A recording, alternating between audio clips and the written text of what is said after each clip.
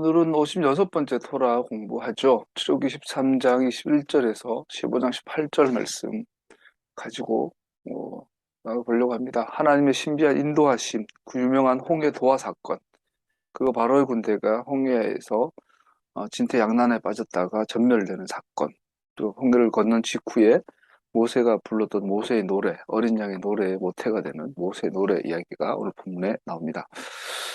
오늘 본문에는 이스라엘에 대한 하나님의 기적적 구원하심은 그의 백성을 향한 하나님의 주권적인 역사하심을 나타내는 영원하시고 광대하신 하나님의 구원을 보여주고 있습니다. 하나님의 구원.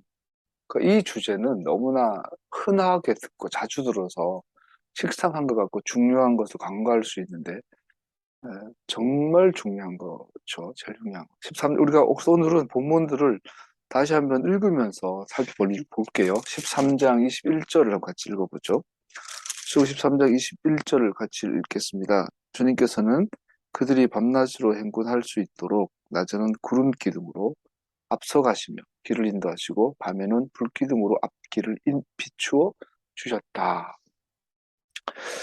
다시 화면을 보시면 하나님께서 그의 백성들과 함께 계십니다. 그는 이스라엘이 하나님과 교제할 수 없는 곳에 떨어져 계시지 않고 그의 백성들 가운데 계셨습니다. 이것이 출애굽의 주된 주제이고 이를 놓쳐서는 안 됩니다.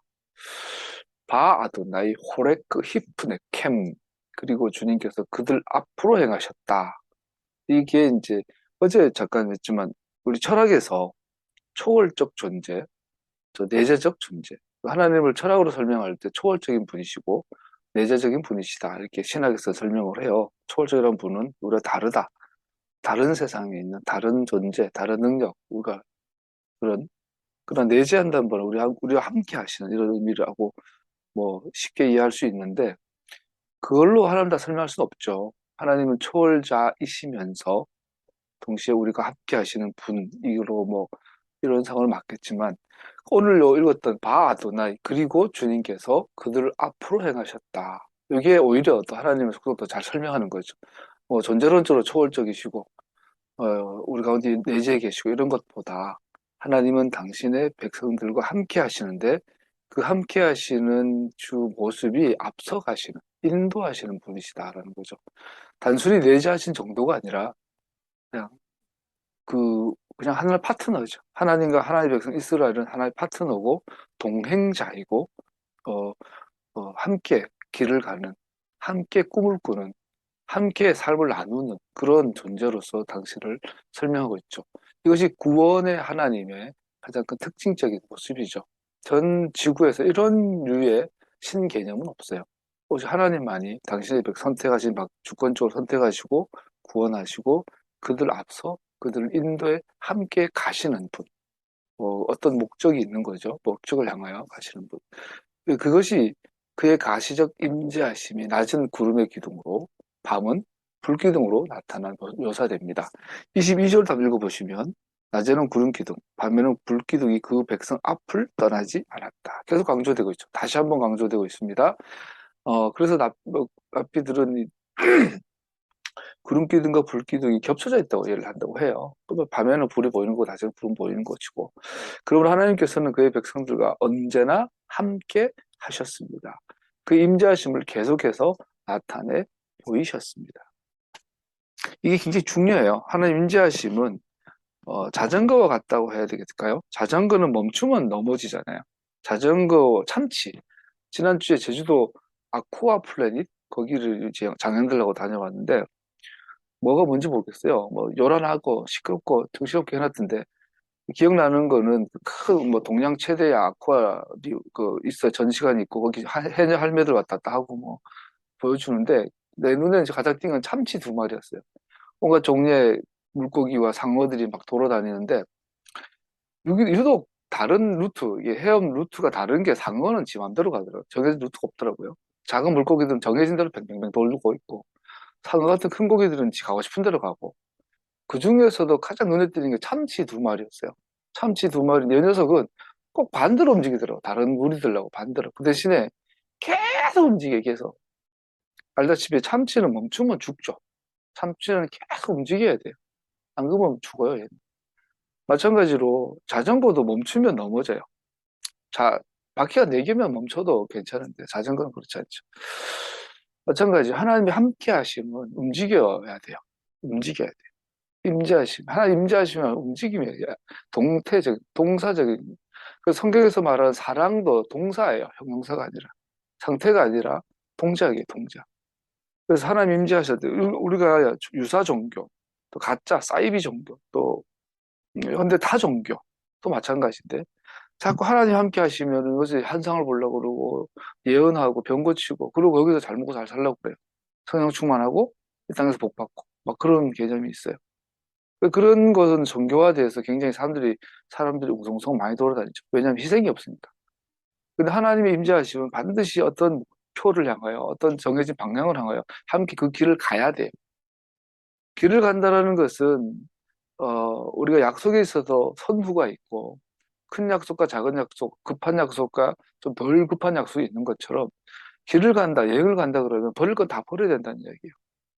여행을 가면서 전자레인지, 가스레인지, 냉장고 들고 다닐 수 없잖아요. 그래서 버릴 건 버리고 필요한 것만 탁탁 갖춰서 최대한 간편하게 가는 것이 여행이죠. 우리가 하나님의 임재하심이라는 것은 수많은 희생이 다르고 수많은 전략과 전술이 필요하고 가장 효율적인 하나님과 함이 필요한 거죠. 뭐 예언하고 환상하고 병증 고친다고 눌러 앉아가지고 거기서 복잡하고 앉아있을 게 아니라는 거예요. 우리는 뭔가 계속 참치처럼 움직여서 뭔가를 자꾸 향하여 가야 돼요. 그것을 우리는 하나님의 나라라 그러고 그 이스라엘이라 그러고 그 이스라엘은 공평과 정의가 강처럼 흐르는 나라이죠. 기쁨이 넘치는 희년의 나라이죠. 불평등이 없고 눈물이 없고 슬픔이 없고 천국에는 눈물이 없어요. 이태원 사건을 위로하는 그 시를 어제 뉴스공장에서 틀어주는데 Tears in Heaven도 나오고 천국에 눈물이 없어요. 특징. 눈물이 없다는 게 뭐예요? 눈물이 없다는 말은 억울하지 않다는 뜻이잖아요. 억울한 일이 없어요. 불평등한 사건, 사고가 없다라는 얘기예요. 이해되지 않는 일을 하지 않는다. 다 용납이. 그러니까 눈물이 없는 거예요. 천국은 공평과 정의의 나라. 그 나라를 향하여 우리가 몸부림치고 가는 게 이게 하나의 임재하십니다. 그걸 하기 위해서는 물질적인 또 시간적인 많은 희생이 필요한 것이고요. 하나님 임재하심은 앞서서 하나님의 내재하심은 하나님의 임재하심은 우리 앞서서 우리를 행하신다. 이리 와 이게 아니고 앞서서 미리 가시는 것 먼저. 이게 하나님 임재하심의 가장 큰 특징인 거죠. 비록 우리에게는 가시적인 구름 기둥과 불 기둥으로 하나님 임재하심이 보여지지 않는다 할지라도 이것은 우리에게도 여전히 동일한 진리입니다. 과거 사건인데 그러나 여전히 우리에게 진리라는 거죠. 그래서 기둥이라는 건 천사라는 뜻이거든요. 구름 기둥, 불 기둥은 천사의 역사하심을 나타내는 표현들이죠. 그래서 구름 기둥, 불 기둥 가시적 현상은 우리에게 없을 수 있지만 그 가시적 불 기둥과 구름 기둥의 역사에서 하나님의 천사들은 여전히 우리와 함께 하시는 것을 볼 수 있습니다. 하나님 영. 이것은 우리에게 동일한 진리입니다. 우리 가운데 그의 거하심은 그럼에도 불구하고 실제이며 동일하게 계속적입니다. 우리 주님께서 보라 내가 세상 끝날까지 항상 너희와 함께 있다고 말씀하실 때 그런 우리에게 그가 계시다는 것을 믿을 것과 그 실체를 아는 가운데 살아가기를 명하셨습니다.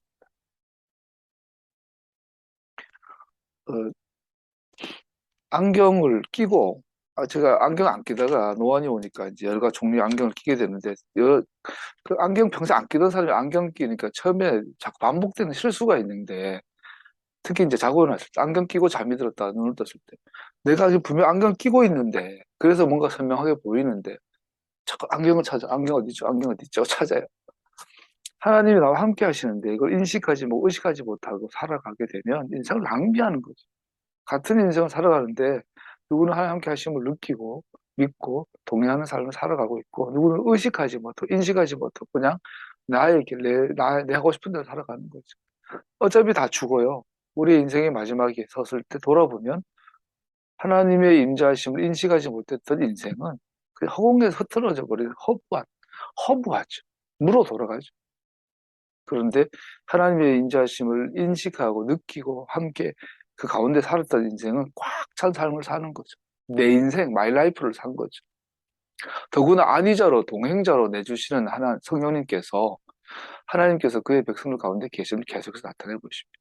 인생을 돌아봤을 때 하나님 나와 함께 하셨다 했을 때 그 특징이 안위자, 위로해 주시고 보호해 주시고 필요를 공급해 주시고 좋은 아버지가 되어 주시고 친구가 되어 주시고 동행자, 함께 항상 함께 있었던 것을 그 특징이 그분의 임재하심의 특징이 되는 거라고 합니다. 14장으로 넘어가면 여러 곳에 그런 임재하심이 항상 인식되기를 축복합니다.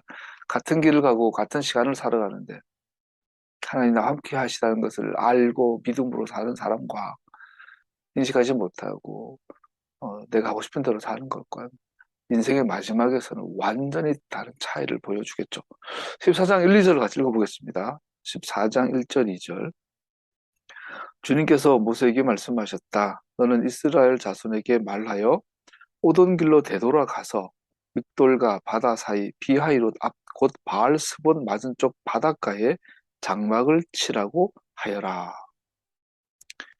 이게 이제 우리가 지도도 없고 그 지리를 모르고 또 오늘날 출애굽 루트가 정확하게 밝혀진 게 없고 그냥 다들 가설이죠.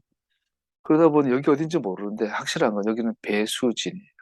앞에는 바다, 뒤에는 산, 그리고 그 옆에 산 사이에 있는 골짜길로는 적군들이 쳐들어옵니다. 여기서 싸우다 죽든지 바다에 빠져 죽든지 항복해가지고 비굴하게 노예가 되든지 이거밖에 없는 배수진. 여기를 하나님께서 이스라엘 백성을 몰고 있는 거죠. 비록 정확한 경로는 암시적이라 할지라도 분명한 여기서 분명한 요지는 이스라엘이 이집트로부터 완전히 돌아섰다는 것입니다. 여기서 다시 노예가 되든 완전 죽을 때까지 싸우다 둘 중 하나. 그리고 하나님께서는 모세를 통하여 그의 백성들이 돌아서서 공격에 취약한 장소에 진을 치라고 지시하셨습니다. 하나님의 길은 우리의 것과 다르며 그는 당신이 인도하시는 목적을 언제나 보이시지는 않으십니다. 어, 하나님의 목적은 바로를 죽이는 거예요. 하나님의 목적은 바로와 바로의 군대를 전멸시키는 거예요. 그런데 현실적으로 이스라엘은 노예, 그들은 최정예 특전사들이고 이건 뭐 게임이 안 돼요. 전차부대예요, 전차부대. 여기는 곡괭이 호미도 없어요. 낫도 없어요. 근데 쟤네들은 전차 끌고 오는 거죠. 이런 상황에서 하나님의 계획은 쟤들을 이런 오합지졸을 가지고 없애는 것이. 이스라엘은 난리 나는 거죠. 어떻게 돼? 어떻게 돼? 이게 도망갈 곳이 없는 진을 친 이스라엘을 본 바로의 정탐꾼들은 그들이 광야에서 길을 잃었다고 보고했을 것입니다. 하나님께서는 8절, 4절 다시 읽어볼까요? 내가 바로의 고집을 꺾지 않고 그대로 둘 터이니 그가 너희를 뒤쫓아올 것이다. 그러나 너희는 나는 바로와 그의 군대를 물리침으로써 나의 영광을 드러내겠다. 이것이 하나님의 생각이에요. 이집트 사람들이 이것을 보고서 내가 아도나이, 내가 아브라함과 약속했던 바로 그 하나님인 것을 애굽 사람들이 알게 하겠다. 이게 하나님의 생각이에요. 그런데 사람들의 생각은 반대죠. 우리에게 종살이하던 이스라엘 백성을 사람들의 생각은 정반대해서 이집트에 무덤이 부족해서 우리를 이 사막에서 죽이려고 하냐? 이게 우리들의 생각이에요. 하나님의 생각과 우리의 생각이 다른, 우리 인생은 항상 그 가운데 있는 거죠. 더군다나, 여러분, 하나님께서 바로의 생각을 강팍하게 다시 하겠다고, 고집을 꺾지 않게 하겠다고 하셨는데, 말씀드렸다시피, 바로가 이끄고 있는 애굽이라는 나라의 경제의 근간이 노예의 경제죠. 노예 경제. 이스라엘이라는 200만, 300만을 노예로 삼아서 돌아가는 경제였죠. 근데 이게 노예가 빠지면 바로는 어차피 져요. 어차피 정권이 무너지고 나라가 망해요. 그러니까 바로에게서 선택할 여지가 없어요. 쟤들을 다시 붙잡아오는 것 외에는 뭐 바로는 어차피 여서 죽나 저거 죽나 마찬가지. 바로 입장도 그래요. 그러니까 다시 와야 되는 거죠. 다시 와서 하나님의 백성들을 공격할 수밖에 없어요. 가장 빠르고 직선적인 길을 버리고 돌아서 넘어갈 수 없는 배수진의 위치에 진을 치는 것은 결코 지혜로운 선택이 아니었습니다. 우리는 하나님께서 우리를 의의 길로 인도하신다는 사실을 결코 잊어서는 안 됩니다. 여러분, 제가 살면서 가장 많은 하나님 앞에 원망 또 질문하는 게 왜 나를 이런 길로, 왜 나에게는 이런 일이 일어납니까? 그런데 하나님 길과 우리의 길은 다를 때 하나님의 길을 의의 길이라고 하는데 나차라는 단어를 쓴대요. 인도하다라는 뜻인데 여러분, 의의 길은 그 죄가 없거나 더러움이 없거나 이런 길을 말하는 게 아니라 하나님께서 인도하시는 길을 의의 길이라고 그래요. 그 길은 더러울 수도 있어요. 아니, 더럽다는 게 아니라 골짜기, 죽음의 사망의 음침한 골짜기를 지나가는 길이에요, 그게. 더러워진다는 게 아니라. 그런데 이 길을 나차라고 하는데, 시편 23편 3절, 나에게 다시 새 힘을 주시고 당시 이름을 위하여 바른 길로 날린다시다는 같은 단어를 사용합니다. 그런데 그 길은 여기서 이제 말씀드린 것처럼 가장 깊은 어둠의 계곡, 죽음의 그림자가 드리워진 계곡을 건너가야 하는 길입니다. 그래서 우리가 의의 길, 그래서 이 길은 막 평탄대로이고 고속도로고 위험 요소가 없고 없을 줄 아는데 그렇지 않다는, 하나님의 의의 길은 그 주변이 죽음의 계곡이에요. 그래서 잠깐 하면, 여차하면 옆으로 빠져서 죽음에게 먹힐 수 있는 것이 의의 길. 하나님께서는 그러한 곳을 우리를 인도하십니다. 그래서 그의 은혜로 그의 능력과 위대하심을 증명하십니다. 우리에게 가장 절박한 시간들은 그의 편팔이 가장 분명하게 나타나는 시간들입니다. 이태원 사건 참사를 보고 왜 이런 일이, 김진태 삽질을 보고 왜 이런 일이, 상식적으로 절대로 대통령이 되면 되지 않는 사람이 교회의 힘을 얻어 대통령이 되는 왜 이런 일이. 그런데 하나님께서는 그러한 죽음의 골짜기 가운데서 당신의 의의 길을 나타내신답니다. 14장 9절에서 12절로 넘어가 보죠. 드디어 바로의 추적이 시작이 됩니다. 비어이로 근처 바알스 맞은편 바닷가 배수진천 곳, 이곳에 이제 바로의 군대가 도착합니다. 바로가 다가오고 있었다. 10절, 이스라엘 자손이 고개를 들고 보니 이집트 사람들이 그들을 추격하여 오고 있었다. 이스라엘 자손은 크게 두려워하여 주님께 부르셨다. 그들은 못을 원망하며 말하였다. 이집트에 묘자리가 없어서 우리를 이 광야에다 끌어내어 죽이려는 겁니까? 이 아이러니하죠. 이집트는 어차피 거기는 죽음의 땅이에요. 이집트는 이스라엘 백성들에게 어차피 죽음의 땅이고, 지금 이 광야의 여정도 죽음의 땅, 두 죽음이 있는 거예요. 그러면 인간이 상식적으로 어차피 죽을 거 노예로 비참하게 죽느니 자유를 추구하다, 자유를 추구한 자로 죽자라고 하면 지금 이곳이 더 나은 무덤이에요. 같은 무덤이를. 그런데 사람들은 대부분 이집트의 노예로서의 그 안락해 보이는 노예로서 죽음을 선택. 오늘 우리의 모습도 그렇죠. 우리에게는 더 나은 세상을 향한, 더 나은 사회를 향한 능력과 지혜와 경험들이 축적되어 있는데, 우리는 항상 대선 때 보면, 총선 때 보면 이집트의 노예를, 이집트의 무덤을 선택을 하죠. 이스라엘 백성들은 애굽이 자신들의 무덤이었다는 것을 알고 있었습니다. 그리고 다 자신들의 노예 생활이 무덤만큼의 끔찍한 것이라는 것을 생각합니다. 그러나 그것이 광야에서 죽는 것보다는 낫다고 생각합니다. 이것이 인간인 것 같아요. 그러나 정말로 이집트에서 노예 생활이 광야의 죽음보다 낫습니까? 하나님께서 원하시는 예배를 하나님께 드리기 위한 삶은 가치가 있습니까? 하나님을 섬기는 것이 그들이 이집트를 떠난 핵심 이유였습니다. 우리는 최종적인 선택을 직면하지 않을 때 원리를 말하는 것은 쉽습니다. 그러나 그 원리는 여전히 진리로 남아 있습니다.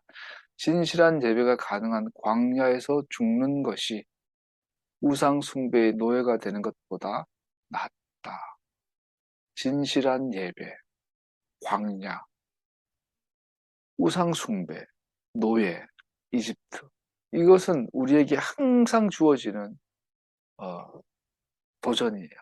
여기서 우리는 의의 길, 의의 길을 선택하는 지혜가 있어야 될 텐데요. 믿음이 있어야 될 텐데요. 안타깝게도 대부분의 경우 인간은 애굽에서의 죽음을 선택하죠. 14장 13절, 14절로 넘어가면 모세가 백성에게 대답하였다. 두려워하지 마십시오. 당신들은 가만히 서서 주님께서 오늘 당신들을 어떻게 구원하시는지 지켜보기만 하십시오. 당신들이 오늘 보는 이 이집트 사람을 다시는 볼 수 없을 것입니다. 주님께서 당신들을 구하여 주시려고 싸울 것이니 당신들은 진정하십시오. 이스라엘은 가만히, 모세가 말해요. 얘들아, 착각하지 마. 이것은 하나님의 전쟁이야. 니들이 나대지 마. 니들은 하나님을 신뢰하고 그냥 가만히 있어. 왜 니들이 쟤들로 바로랑 싸우려고 하니까 답이 없지. 하나님께 싸우실 거야. 하나님을 믿고 좀 기다려봐. 이렇게 모세에 준 거야. 가장 어려운 것은 우리가 어찌할 수 없는 상황에서 주님을 전적으로 의지하는 것. 바로 그때가 주님께서 그의 의지를 이루시고 그의 목적을 성취하시는 그 시간. 요셉이 물구덩이에 빠졌을 때 가장 절망의 자리에서 그는 하나님을 전적으로 신뢰하였다. 이것이 믿음이죠. 이 믿음이 오늘날 여러분과 저에게는 가장 필요한 조건, 믿음 상태인 것 같아요. 너희들은 다시는 이집트를 영원토록 보지 못할 것이다. 하나님의 대적들은 결코 성공할 수 없을 것입니다. 이건 정해진 결론이에요. 주님을 대항해 일어난 모든 원수들은 멸망할 것입니다. 최근에 세상 돌아가는 걸 보면서 하나님이 의심돼요. 하나님 정말 심판하실 거예요? 저 하나님 나라의 땅이 이루어질 건가요? 좀 하나님 승리하실 건가요? 그런데 어, 성경을 읽고 시드루 기도문을 낭송하다 보면 요즘 떠오르는 게 눈에 띄는 게 하나님은 심판하신다. 이 모든 것들을 결국엔 당신이 심판하신다. 하나님의 대적들은 결코 성공할 수 없을 것입니다. 주님을 대항해 일어난 모든 원수들은 멸망할 것입니다. 그러므로 이러한 상황에서 두려워 말라는 안심케 하는 명령을 수용케 하는 것은 하나님을 향한 확고하고 굳은 믿음인 것입니다. 하나님은 살아계신 것과 그를 찾는 자에게 복 주시는 자임을 믿어야 할지니라. 이 믿음 가운데 있기를 축복합니다. 14장 15절에서 18절로 넘어가면요. 모세 역시 사실 똥줄이 타죠. 모세가 이 지도자로서 야, 좀 진정해라고 하지만 본인도 똥줄 탔겠죠. 그래서 모세도 이렇게 기도하죠. 주님께서 모세에게 말씀하셨다. 너는 왜 부르짖느냐 이놈아. 너는 이스라엘 자손에게 명하여 앞으로 나아가게 해라. 모세야, 니도 지도자랍시고 앞에서 캄다운 했지만 니도 속으로 똥줄 타지? 모세야, 괜찮아. 힘내. 너라도 믿어야 되지 않겠냐. 너는 왜 나 울부짖냐 혼내죠. 그러고 나서는 하나님의 응답이 뭐냐. 앞으로 나아가라.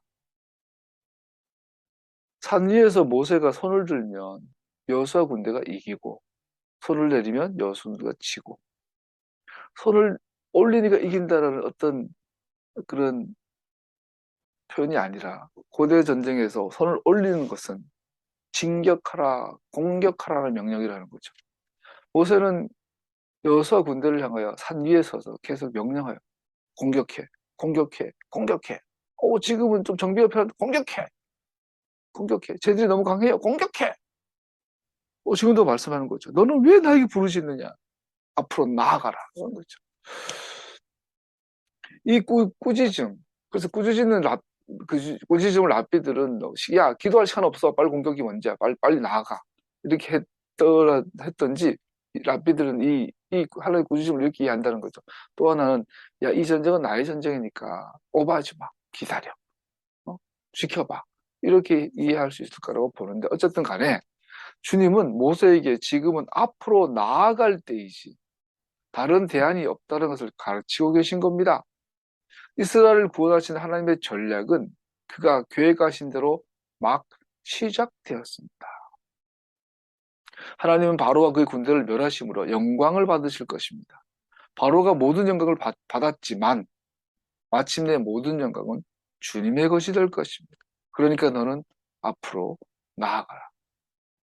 19장 31절까지 보면 이스라엘 백성들이 바다를 향해 나아갈 때 구름 기둥이 뒤로 이동해 이스라엘을 보호하였다. 요즘 그런 네임이 있죠. 밍이 있죠. 너는 다 계획이 있었구나. 모세와 이스라엘 백성들 눈에 갈파를 알지 못했을 때 하나님께서는 너는 왜 내게 부르시느냐? 앞으로 나아가라. 그랬더니 구름 기둥, 불 기둥이 이스라엘 진 뒤로 가서 바로의 군대와 이스라엘 진 군대를 막아버리죠. 여기서 기둥은 하나님 천사 말라카 엘로힘으로 나타나며 이사야 63장 9절에 그의 임자심의 천사와 일치합니다. 주님께서 그들이 고난을 받을 때에 주님께서도 친히 고난을 받으셨습니다. 천사를 보내셔서 그들을 구하게 하시지 않고 주님께서 친히 그들을 구해 주셨습니다. 사랑과 긍휼로 그들을 구하여 주시고 옛적 오랜 세월 동안 그들을 지켜들고 안아주셨습니다. 구름 기둥은 분명 이스라엘에게는 빛을, 애굽에게는 어둠을 주었습니다. 그래서 이스라엘 백성들 애굽 군대가 알지 못하게 밤새도록 바다를 지나 건널 수 있었습니다. 16절, 22절. 모세는 지팡이와 팔을 바다를 향하여 뻗었고, 제 후배 목사님이 이스라엘 성지순례를 다녀오더니, 내 평생에 이스라엘 성지순례 한번 가볼 수 있을까요? 어쨌든 갔다가 오더니 그 친구가 그러더라고요. 홍해를 건너는데 희한하게 홍해를 건넜다고 하는 그 지역의 그 해저 바닥만 튀어나와서 높대요. 그래서 아 그러냐 그런 얘기 많더라고요. 홍해 뭐 실제로 해저 바닥이 보니까 어떤 부분은 언덕도 솟아 올라가지고 부분이 있더라고요. 아마 저기를 건넜을 거다 하는데 어쨌든 간에 건넜다. 그리고 뭐 홍해 바다가 뭐 사람이 빠져 죽지 않을 만큼 얕다. 얕은 바다에서 바로 군대가 전멸됐으니 그것도 참 대단하다. 여러 가지. 어쨌든 모세 건넜어요. 건너고 나서 모세는 지팡이와 팔을 바다를 향하여 뻗었고 강력한 동풍이 불어 바닷물은 양쪽의 벽을 이뤘고 바닥은 말라 마른 땅이 되었습니다. 그 마른 땅을 밟고 좋은 땅이에요. 마른 땅인데 토부한 땅으로 되어 있죠. 땅을 건너서 건넜어요. 건너고 났더니 애국 군대는 아침에 이를 보고 추격을 시작했지만 병거의 바퀴를 벗기셔서 혼란케 하셨다. 그는 서로 공격하며 큰 혼란에 빠집니다. 애국 군대는 하나님께서 이스라엘을 위해 싸우시는 것을 보고 후퇴하려 했지만 이미 너무 늦었습니다. 26절, 29절 물러난 물결 다시 돌아왔고 이집트 군대는 하나님의 직접적인 개입으로 몰살당하였습니다. 이것은 영원토록 이스라엘이 노예에서 해방되어 자유를 얻는 역사적 구원의 사건으로 기념됩니다. 아, 구원이란 이런 거구나. 하나님께서 직접 개입하심으로 하나님이 처음부터 끝까지 다 하신 거죠. 그러면 이것은 메시아의 죽으심으로 궁극적 구원을 보여주는 기준이 됩니다. 메시아의 구원의 특징이 되는 거야. 하나님의 구원의 방법, 구원의 길. 왜냐하면 이스라엘은 세례를 받아 모세에게 속하여 이렇게 그들은 모두 구름과 바다 속에서 세례를 받아 모세에게 속하게 되었습니다. 라고 하는데 이것은 상징적으로 죽음에서 생명을 옮겨주는 미크베 예식을 보여주는 비유인 것입니다. 그래서 이스라엘 백성은 이때부터 미크베 전통이 생기죠. 예수님도 미크베, 세례라고 하지만 미크베. 이스라엘 자손은 바다 한 건드로 마른 땅을 밟아 지나갔습니다. 물이 좌우에서 그들을 가리는 벽이 되었습니다. 이스라엘이 바다 한 건드를 지나간 것처럼 미크베도 죽음에서 생명으로 건너가는 상징이 되기 때문입니다. 이스라엘 백성은 31절 읽어보죠. 이스라엘은 이집트를 치신 주님의 크신 권능을 보고 주님을 두려워하고 주님과 주님의 종 모세를 믿었다. 이스라엘 백성들은 대적들 위해서 역사하시는 하나님의 위대한 손 하야하 가돌라를 목격합니다. 하나님의 위대한 손, 단악 성경에서 하나님께서 그의 백성들을 대신하시는 이런 종류의 하나님 주권적인 역사처럼 설명하는 것에 편팔, 비트로와 느투야를 사용합니다. 편팔로 구원하신다. 하나님께서 하나님의 백성들을 구원하시는 특징적인 표현들이 있는데 그중 하나가 하나님의 위대한 손, 하나님의 편팔, 또 다른 유사한 표현은 강한 손, 베야드 하자카, 강한 손으로 구원하셨다. 베드로전서, 그러므로 여러분 하나님의 능력의 손 아래서 자기를 낮추십시오. 때가 되면 하나님께서 여러분을 높이실 것입니다. 해서 능력의 손. 비슷한 표현으로 당신의 오른손 여미네카가 하나님의 능력을 나타내기 위해서 특별히 보호와 구원에 대해서 사용됩니다. 오른손 히브리어 용례에서 명예, 능력, 권위의 자리를 담습니다. 자, 직전에 비하이롯 앞 바닷가에서 이스라엘 백성들은 하나님의 구원을 의심하며 원망하고 후회했어요. 하나님 따라 나온 걸. 하나님 믿는 걸 후회하게 됐어요. 그때 하나님께서는 주권적으로 당신이 처음부터 끝까지 전부 다 이스라엘을 구처를 하는 기적을 나타내시죠. 그러한 종류의 하나님의 능력을 하나님의 위대한 손, 편팔로, 강한 손으로, 능력의 손으로, 당신의 오른손으로 이런 묘사로 되어 있다는 거죠. 이 모든 것들은 하나님의 주권적인 능력, 우리의 삶과 이 세상의 일들을 주관하시는 그 능력을 설명하는 표현들입니다. 윤석열 정부가 들어오고 나서 대한민국이 망해가고 있어요. 김진태라는 강원도 도지사 하나가 나라 경제를 말아먹고 있어요. 2천억이면 될 돈을 100조로 안 되게 만들어놨어요. 박수무당 하나 말을 따라 대통령이 시키는 대로 나라가 돌아가고 있어요. 모든 부분이 무너지고 있어요. 그걸 볼 때마다 정말 하나님께서 역사하시는, 하나님께서 우리 가운데 계시는가, 이런 의심이 들죠. 그 더 충격적인 건 우리가 소위 믿음 좋고 신앙생활 열심히 한다고 하는 기독교인들이 그들의 후원자들의 무당의 후원자예요. 그리고 우리가 보기에 6.25를 지나, 일제 시대를 지나, 6.25를 지나, 70년대, 80년대 산업화 시대를 지나, 민주운동을 지나, 가장 고생 많이 하고 기도 많이 하고요. 부흥의 전 세대였던 우리 70대, 80대, 60대 어른들이 오히려 나아지면 늙음하게 하나님과 마귀를 구별하지 못하는 것을 보는 것. 이런 일들을 보면서 과연 하나님 우리와 함께 하시는가? 하나님 한국교회를 떠나신 게 아닌가 싶어요. 그러나 성경에서, 그리고 세상 되어진 걸 보니까 정말 하나님께서 이 세상을 주관한 거 맞나? 우크라이나 러시아 전쟁, 중국, 러시아, 최근에 일본하고 미국하고 짭짭짭해가지고 우리나라를 아주 똥개 취급한 인도 태평양 전략이 우리가 거기 왜 가서 총알바지를 하고 있어야 되냐? 그런 일들을 보고 세상의 구조를 보면 과연 하나님께서 세상의 역사를 주관하시는가? 우리를 의심이 들죠. 의아할 때 맞죠. 과연. 그런데 성경에서는 그래서 성경을 반복해서 읽어야 되는 거예요. 자꾸 이런 표현이 나와요. 하나님의 손, 하나님의 오른손, 하나님의 능력의 손, 하나님의 편팔. 이 모든 표현들은 걱정하지 마. 내가 세상의 주관자야. 최고의 사건과 연관되어져서 이러한 표현들은 흔히 당신의 선택하신 백성들을 향한 그의 거룩하신 계획, 의지를 성취하시는 하나님의 무한하신 능력을 말하는 표현들입니다. 더 무서운 것이 있죠. 제임스 웹이 올라가고 나서 우주의 엄청난 팩트들을 전달해주고 있고, 최근에 우리나라 나온 영화 무슨 배우가 나온 영화에 보면 이제 드디어 그 우리나라 가정에서 본 드라마에도 그런 주제가 나와요. 여자가 죽었는데, 그 유명한 여자 있잖아요. 유명한 예쁜 그 여배우가 죽었는데, 그 여배우의 기억이 어떤 클라우드 같은 데다가 이렇게 저장이 되고, 거기에 그 기억의 자리에 내가 이제 들어가면 내 마누라는 죽었는데 내 마누라 기억 속에 들어가서 내 마누라를 다시 만날 수 있는 그런 주제가, 영생에 대한 주제가 드디어 우리 안방 드라마에도 나오기 시작했어요. 지금 이미 나오는 것들.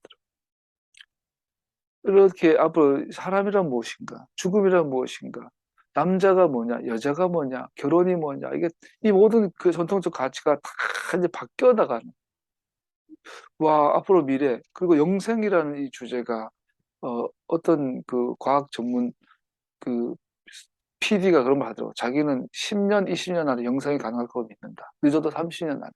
자기는 지금 모은 전 재산을 내가 영생하는 데 쓰는 기술을 쓸 거다. 그렇게 말하는 PD도 있더라고. 그분은 매일 과학 전문 캐스터로 과학 전문지를 들여다보니까 영생이란 이 죽음이라는 게 존재하지 않는다는, 죽음. 어떤 동물은 세포가 늙었는데 뭐 자기 또 분열을 해가 다시 젊은 세포 다시 회복되는 경우가 있고, 이게 지구상에 있는 거예요.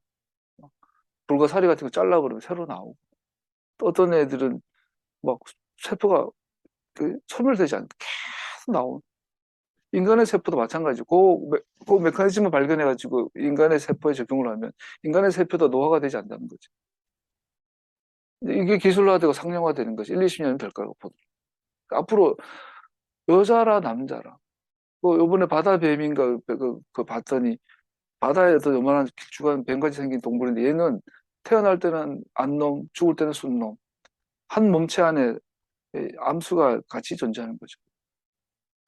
이런 것들이 앞으로 일반화되고 상용화되고 기술화되면은 과연 죽음이 뭐냐? 과연 영생이 뭐냐?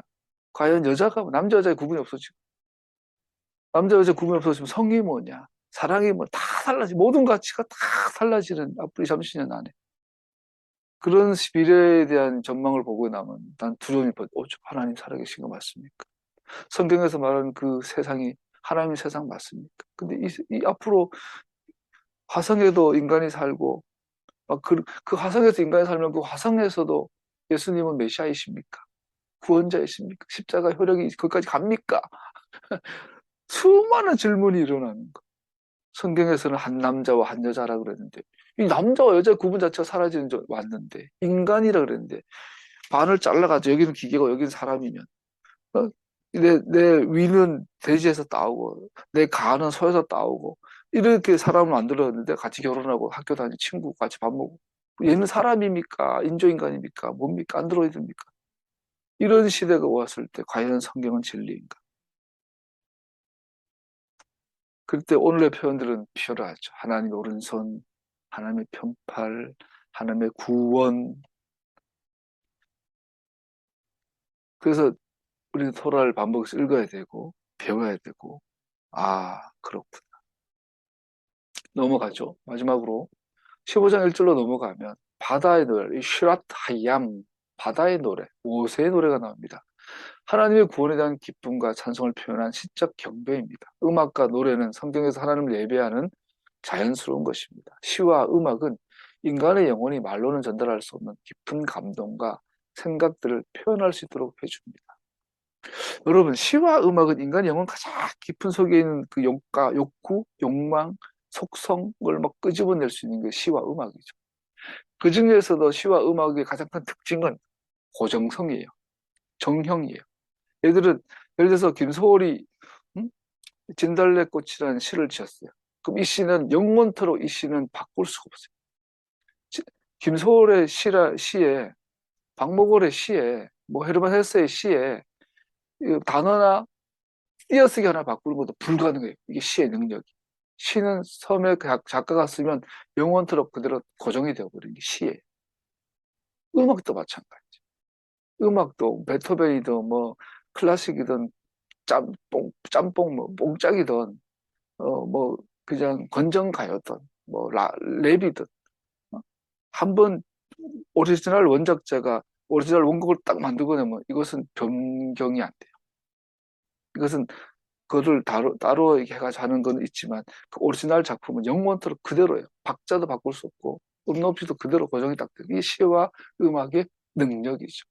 그래서 하나님의 진리의 메시지를 담는데 시와 음악만큼 능력이 있는 게 없는 거예요. 딱 그는 못 받고 그 대표적인 것이 오늘 나오는 15장에 나오는 모세의 노래예요. 그래서 모세는 이 출애굽 사건, 하나님의 이 홍해 도화 사건, 이 엄청난 구원에 대한 그 구원에 대한 패러다임, 구원에 대한 이 틀을 시라는 이 구조에 집어넣어 버리는 거예요. 건들지 마. 이거는 수정 불가. 이거는 이대로만 받아들여야 돼. 높은. 이것은 모든 인간 문화에서 사실 하나님의 무한하신 지혜로 인간에게 음악을 창조하고 사용하는 능력을 주셨습니다. 그래서 우리는 우리의 구주이시고 창조이신 분께 우리의 진심 어린 감정의 경배를 표현하기 위해 찬양과 경배를 위한 것으로 음악을 사용하는 것은 매우 적합합니다. 옆으로 빠져보면 이번에 이태원 사건 참사 때 물론 극소수 일부인 것 같아요. 앰뷸런스가 왔다 갔다 하고 그 말은 그 바로 옆에 사람들이 죽어가고 있고 몇백 명이 죽어서 시체가 널브러져 있다는 거 아니에요. 그 상황에서 어떤 새끼들은 이건 새끼야거나 Sex on the beach 이거를 막 뛰면서 노래하고 있더라고요. Sex on the beach 이러면서 그 영상 봤죠. 물론 상황을 인식을 못할 수도 있고 또 일부라고 하지만 같은 노래를 그런 노래와 가사로 만들어서 배포하는 소위 우리나라 세계 음악 알다시피 BTS가 빌보드 차트 1, 2 할 때 2위, 3위 빌보드 1위 하기 직전의 노래가 가사를 알잖아요. 동성애를 조장하고 가장 음란하고 가장 더러운 옛날로 말하면 그 호스바에서나 불려질 만한 노래들이 빌보드 차트 1위 했단 말이에요. 그러다가 BTS 뚫고 다시 1위를 한 거였는데 우리가 빌보드 차트 뭐 경장어 같은데 그 가사와 시를 보면 이거는 역겹죠. 그리고 뭐 그 누구야 러시아의 뭐 차이코스프키 뭐 저 개인적으로 가장 실감나게 위선적이었고 충격받는 건 그 집 앞 오가며 그 집 앞을 지나노라면 그 노래 되게 좋았거든, 어릴 때부터. 뭔가 그립고, 뭔가 설레이고, 뭔가 그런 느낌이었는데, 알고 봤더니 그 작곡가, 작사가는 옆집에, 그 마을에 사는 다른 유부녀를 꼬시려고 쓴 노래야. 남의 집 마누라를 그 쳐다보면서, 저 여자한테 꼬셔볼까? 그거 오가며 그 집 앞을 지나갈 때 얼마나 더럽고 역겨운 노래였던지. 십계명을 정면으로 부정하는 노래가 그 집 앞이었던 거야.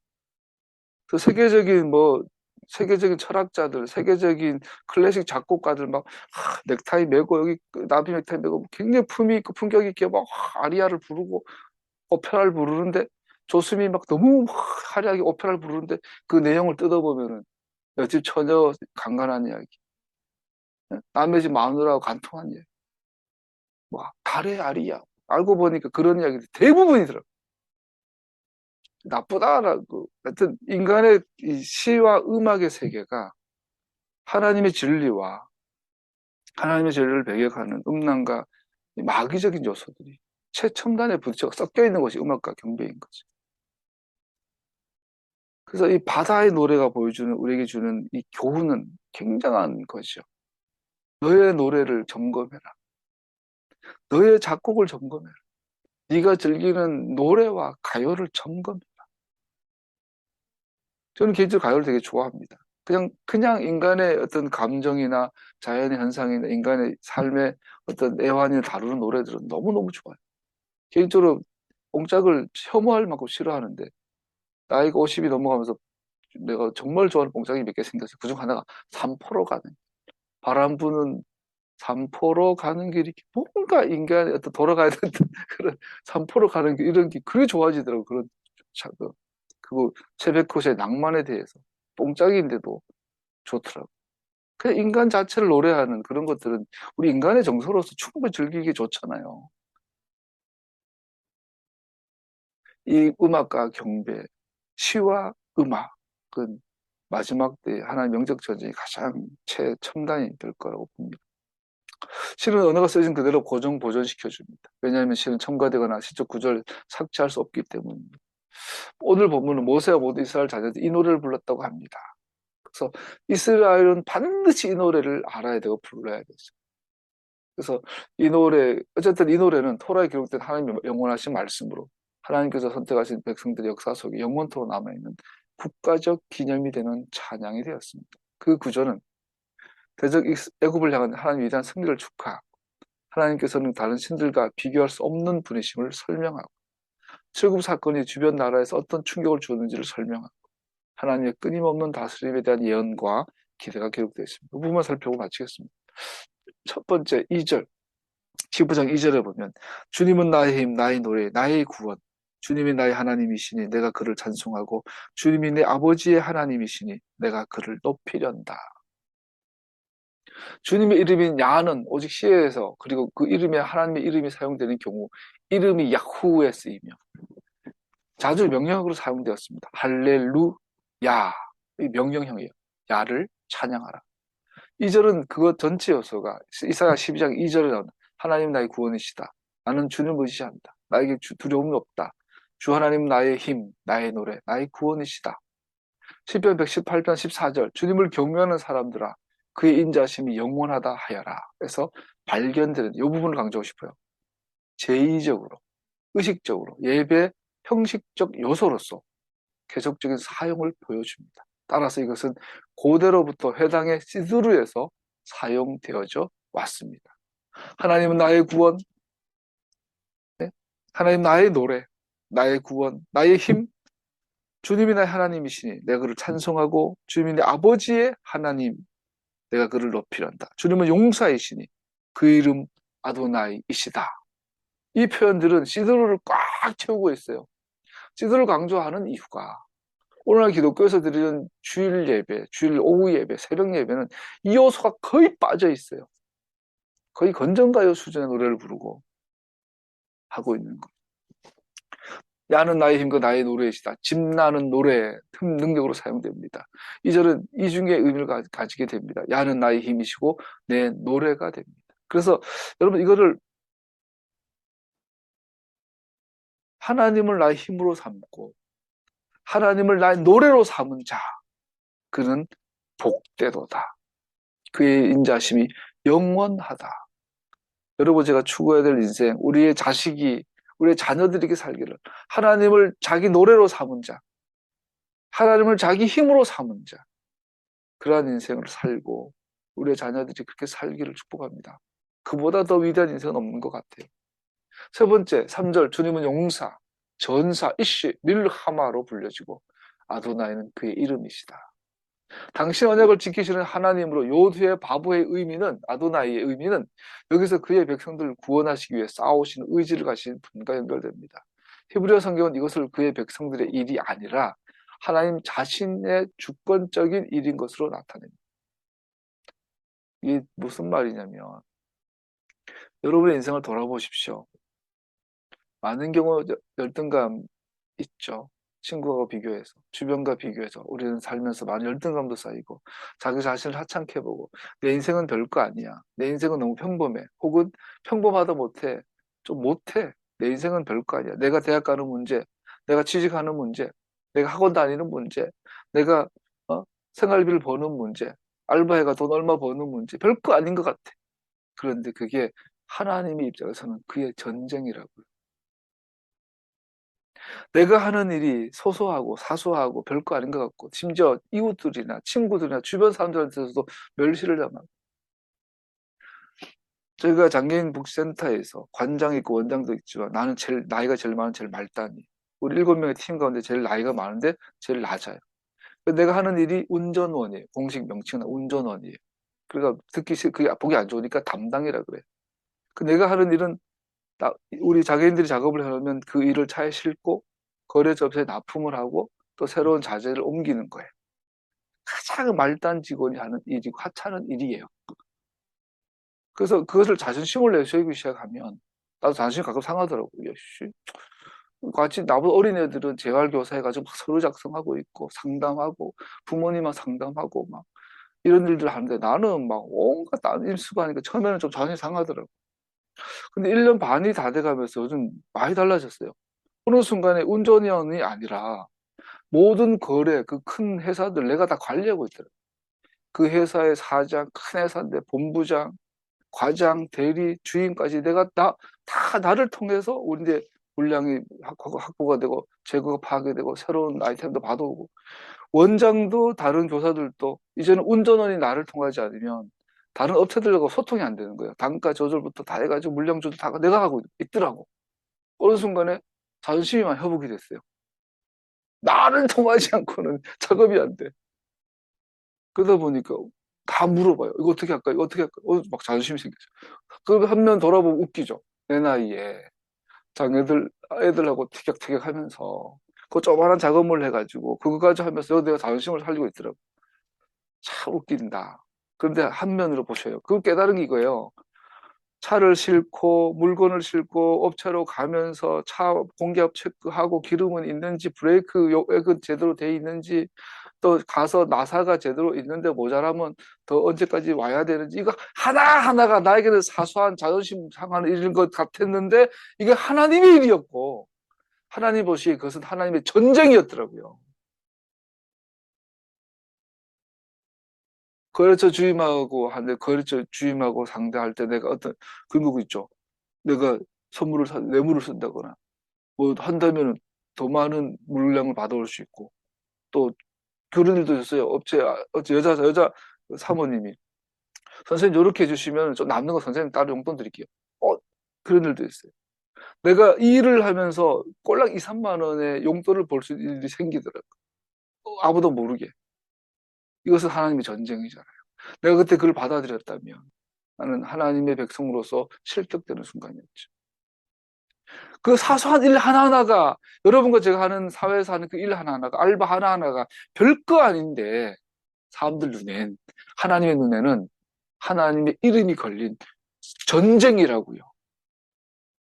하물며 예수 믿는 총리라면, 예수 믿는 장관이라면, 예수 믿는 경찰이라면, 예수 믿는 국회의원이라면, 예수 믿는 선생님이고, 예수 믿는 공무원이고, 예수 믿는 군인이고, 예수 믿는 학생이라면 하나님의 전쟁을 수행하는 자들인데 어떻게 예수 믿는다는 것들이 이태원 참사에 대해서 책임을 지지 않고 이렇게 한다는 것은 이거는 하나님 용서받을 수 없는 죄죠. 하나님 이름을 땅에 떨어뜨린 죄니까. 아셔야 돼요. 여러분과 나이가 살아가는 일상들, 설거지하는 거 하나 하는 것, 집안 청소하는 것, 동네 가가지고 물건 하나 팔고 물건 하나 사는 것은 하나님의 전쟁이에요. 주님께서는 칼이나 창따를 쓰셔서 구원하시는 것이 아니라는 것을 여기 모인 온 무리가 알게 하겠다. 전쟁에서 이겨지는 것은 주님께 달린 것이다. 주님께서 너를 모조리 우리 손에 넘겨줄 것이다. 스가랴 4장 그가 내게 이렇게 말해 주었다. 이것은 주님께서 스룹바벨 두고 하신 말씀이다. 힘으로도 되지 않고 권력으로도 되지 않으며 오직 나의 영으로만 될 것이다. 만군의 주님께서 말씀하신다. 그러므로 전사로서의 하나님은 십자군의 이슬람의 지하드 같은 성전과는 관련이 없으십니다. 그것은 전적으로 하나님의 주권적이고 기적적인 역사입니다. 네 번째 8절 콧구멍의 바람은 사무엘상 22장 16절에 사용됩니다. 주님께서 꾸짖으실 때 바닥에 밑바닥이 모조리 드러나고 주님께서 진노하셔서 콧김을 내뿜으실 때 땅의 기초도 모두 드러났다. 이것은 고대 중근동에서 하나님께서 그의 목적을 이루신 것으로서 그것의 바람에 대한 비유적 표현입니다. 8절에 보면 15장 8절에 보면 주님의 콧김으로 물이 쌓이고 파도는 언덕처럼 일어서며 깊은 물은 바다 가운데 엉킵니다. 하나님께서는 이 땅에 반드시 정의를 실행하십니다. 하나님 이 땅에 반드시 공의를 세우십니다. 그의 콧구멍의 바람으로 이걸 일으키십니다. 그 중에서도 하나님께서 이 땅에 당신의 정의와 당신의 공의를 세우실 때 그 콧구멍의 바람이 콧김이 의미하는 바는 원수들을 심판하시는 하나님, 그들에게 진노를 쏟아부으시는 하나님을 말합니다. 이 땅에서 불의하고 남을 약탈하고 남에게 상처를 주고 사람이 156명이 죽었는데 명단조차 공개하지 않고 그 부모가 항의한다고 경찰이 잡아가고 이런 일들은 하나님의 콧김이 반드시 심판하실 거예요. 콧구멍에 바람이라고 묘사가 되어 있죠. 그리고 쌓이고 되어 있어요. 여기서 8절에서 무서워요. 하나님의 이 뭐랄까 집요하신 복수, 하나님께서 콧구멍에 바람으로 원수를 심판하실 때 집요하게 하신다는 거예요. 쌓이고라는 뜻. 이스라엘 남자아이들이 나일강에 빠져 죽었어요. 살아있는 아이들 나일강에 수장시켰어요. 그랬더니 이제 홍해의 물은 바로의 군대를 수장함으로 죽임당한 아이들과 동등하게 현명하게 다루고 있음을 보여줍니다.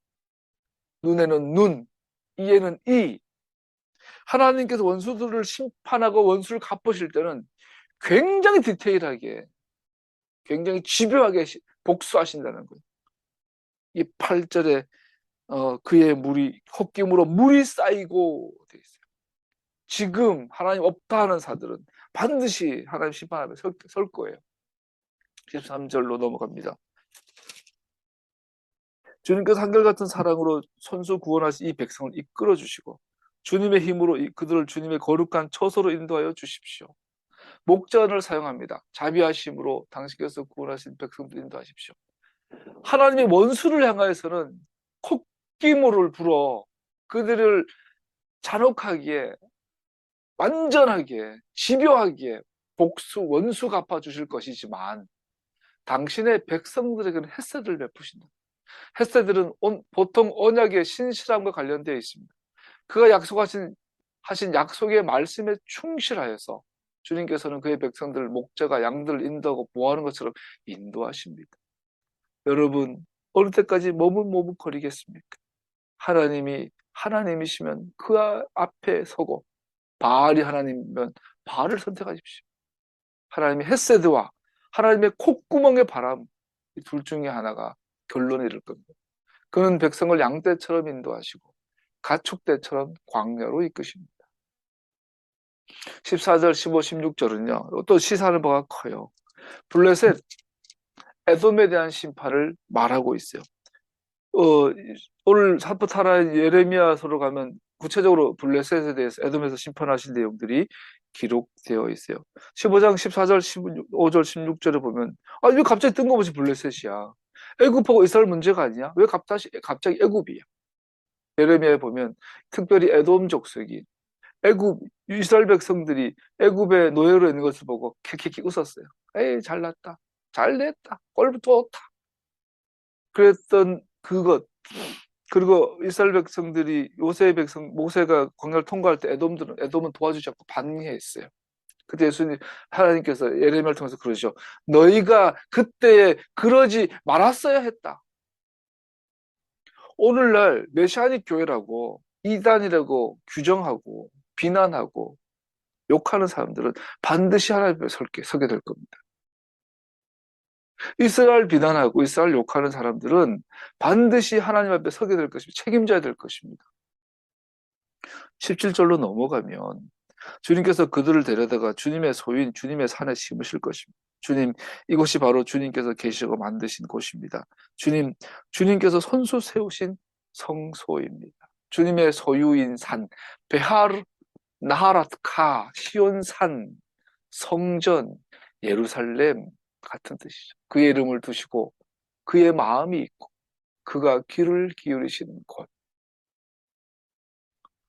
여러분 가끔씩 자기 속을 가만히 들여다보시면 내 속에서 생각이라는 것이 막 왔다 갔다 해요.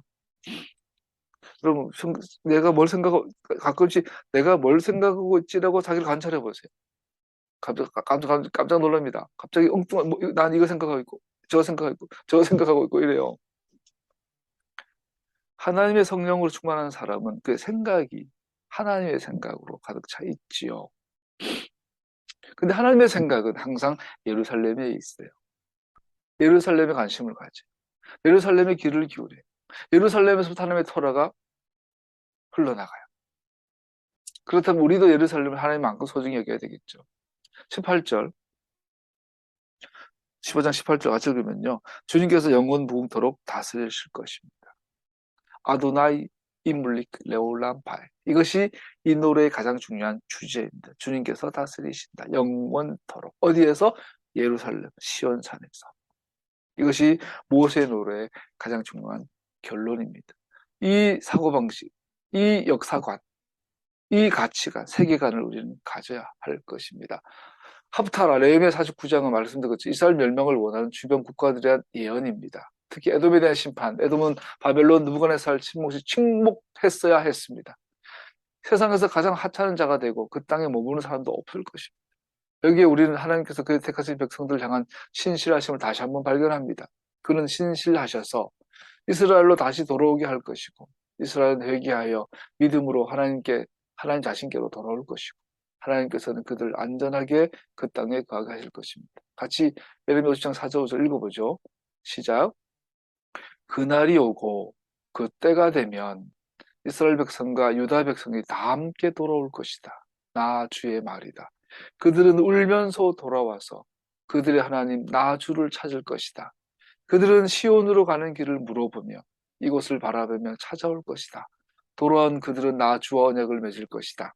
절대로 파기하지 않을 영원한 언약을 맺고 나와 연합할 것이다. 네. 사도들의 성서 로마서 8장 1절 14절을 보면 바울은 출애굽 사건에서 그려지는 구원의 주제를 예수와를 믿는 구원 얻는 믿음을 가진 개인의 구원에 적용시킵니다. 오늘 있었던 출애굽 13, 14, 15장의 이 극적인 구원의 사건은 우리 개개인의 예수 믿고 구원받는 사건에 그대로 적용시킵니다. 모세가 공격해오는 애굽의 군대로부터 이스라엘 백성들을 홍해를 건너게 하여 안전한 구원으로 인도한 것처럼 믿는 자들도 메시아와 함께 죽었고 함께 장사되었고 그 안에서 새 생명으로 함께 부활하게 되었습니다. 이것을 상징하는 것이 미크베죠.